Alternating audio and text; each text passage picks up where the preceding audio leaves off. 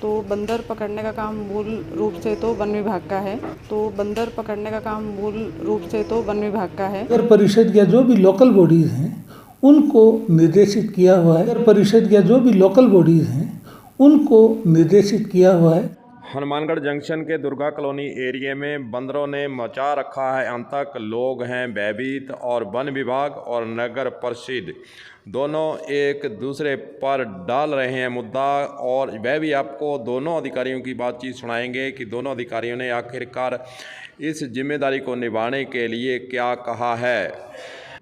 लेकिन पहले आपको वह बात सुनाते हैं जो कि वहाँ के नागरिक काफ़ी लंबे समय से जो परेशान हैं, उनका इस मुद्दे पर क्या कहना है, पहले सुनिए। बिल्कुल सारी जनता परेशान हो रही है। पार्षद साहब कल से सूचना कर रहे हैं, कल भी हम आके गए, लेकिन गाड़ी है जो हमारी गश्त में गई हुई है, झाड़ वगैरह उसी के अंदर है। कुछ अधिकारियों को हमने सूचना कर दी है।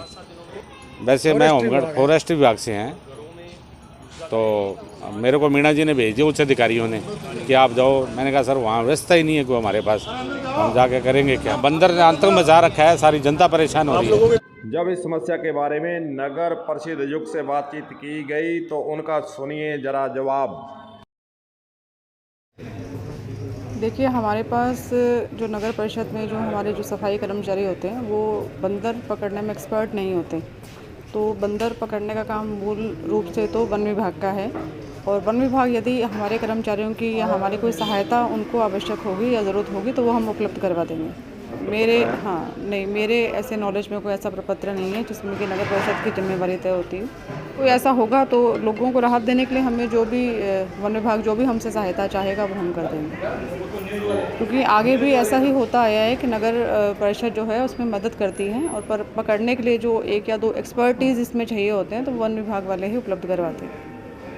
जब बंदरों के आतंक के संबंध में उप वन संरक्षक हनुमानगढ़ से बातचीत की गई तो उनका भी सुन लीजिए जवाब।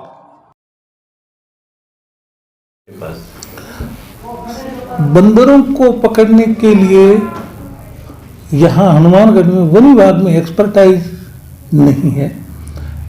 इनको हम ट्रैंक्विलाइज करके पकड़ नहीं सकते हैं। ये वन्य जीव की श्रेणी में नहीं आते हैं। इनका नगर परिषद या जो भी लोकल बॉडीज हैं उनको निर्देशित किया हुआ है राज्य सरकार ने अपने परिपत्र के माध्यम से कि ये इनको पकड़कर, और अगर कोई हिंसक हो गया या इस तरह का कोई है तो उसमें उनको वो पकड़ करके और उसको उचित स्थान पर छुड़ाएं। इसके अंदर हमारा जो भी सहयोग होगा, हमारे स्टाफ है वो उसमें आम जो नगर परिषद कार्रवाई करेगी उसके बिल्कुल साथ रहेगा। तो क्या नगर परिषद इस मामले में अनभिज्ञ है, उनको ज्ञान नहीं है? क्योंकि लोग वन विभाग को कोसते हैं। नगर परिषद को ज्ञान है। मेरे 1 साल पहले जब प्रकरण हुआ, मेरी गणेश राज जी बंसल साहब से बात हुई, उनके भी शायद पहले संज्ञान में नहीं था, लेकिन उसके बाद उन्होंने मुझे नहीं कहा। और इसमें क्या बंदर पकड़ने वाले भी कई एक्सपर्ट लोग होते हैं, तो यहाँ तो बहुत कम 1, 2 या 3 ही बंदर हैं। कई जगह क्या झुंड के झुंड आ जाते हैं और वो जाते नहीं है, तो उनको पकड़ने के लिए वो एक्सपर्ट आते हैं और वो प्रति बंदर के हिसाब से वो चार्जेस भी करते हैं। और यहाँ वाला जो है ये सुमोटो भी बंदर आ सकता है, और हो सकता है कि उस तरह के लोग हों वो जानबूझ करके ला करके छोड़ के चले जाएं ताकि वो आए, तो उनका आने जाने का वो खर्चा लेते हैं और पकड़ने का वो चार्जेस लेते हैं। सर नहीं, अभी 2-3 दिन में कम से कम 10 लोगों को ये हिंसक हो चुके हैं। 10 बंदरों को 10 लोगों को घायल भी कर चुके हैं। आज भी 1 लोग को घायल किया है। और आपके यहाँ से आज से भेजा स्टाफ गया था। आज सुबह जो सूचना मिली यहाँ से स्टाफ, कल शाम को भी मैंने यहाँ का जो मेरा गश्ती दल है उसको मैंने कहा आप मौके पर जाइए और जो भी समुचित विवेक का उपयोग करते हुए उनको किस तरह से काबू में किया जा सकता है कि केले के मार्फत कोई दवा बेहोशी की जो एक उचित डोज इनके एनिमल हस्बेंड्री के डॉक्टर के परामर्श से करके किस तरह करेंगे, एक संयुक्त प्रयास से ही ये इसका समाधान हो सकेगा। तो सर ग्रामीण क्षेत्र में मान लो ऐसी घटना होती है जैसे आपके, वहाँ पर किसकी जिम्मेदारी है? ग्राम पंचायत, लोकल बॉडीज का हो गया। आज आपके 2 कर्मचारी गए थे, हालांकि वो होमगार्ड के जवान थे, तो उनका भी पीछा किया गया, उन्हें भी खाने की कोशिश की गई है बंदरों द्वारा। एक्चुअल में बंदर का इसका हमें वो की साइकोलॉजी समझें या और समझें। अब हम बंदर से जब इंटरेक्ट नहीं करेंगे तो वो अटैक नहीं करेगा, वो अपना चलता रहेगा। मेरे गांव में आपको मैं बताऊंगा, मेरे एक लंगूर है, वो हर साल आता है, 15 दिन के लिए हमारे घर पे रुकता है। बड़ा ऊंचा पेड़ है, रात को वहीं रहता है। अब वो क्यों आता है, किधर मूवमेंट करता है, आज तक पता नहीं लगा, लेकिन वो 15 दिन से लेके 1 महीने तक वहां पर वो रुकता है।